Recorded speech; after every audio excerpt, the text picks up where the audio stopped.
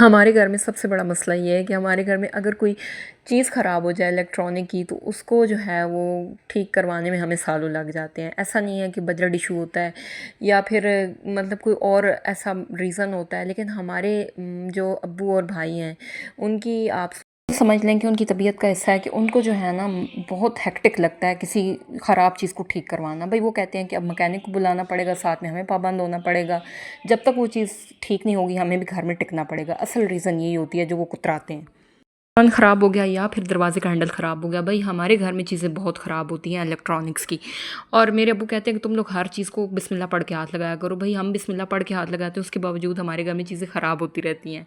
या फिर ये हर घर की कहानी है। भाई हमारे घर में वो चीज़ ठीक होने में साल लग जाते हैं, क्योंकि मेरे भाई और अब्बू का मूड उस दिन सख्त ख़राब हो जाता है जिस दिन उनका संडे इस काम में बर्बाद हो जाए।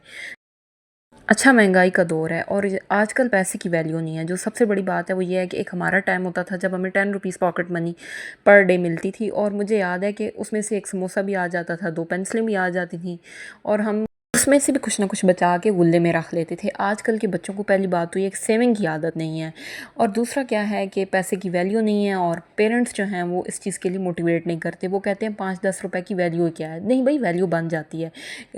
कायद आज़म मोहम्मद जनाह कहते हैं कि जो 1 रुपए की बचत नहीं कर सकता वो कभी 100 रुपए की बचत नहीं कर सकता। पहली बात तो ये है कि घर के सभी अफराद जो हैं वो बचत के हवाले से अपना पहले माइंड बनाएं, 3 को 13 करने वाली सोच बनाएं। बच्चों को भी ये शऊर दें कि पैसे बचाने हैं।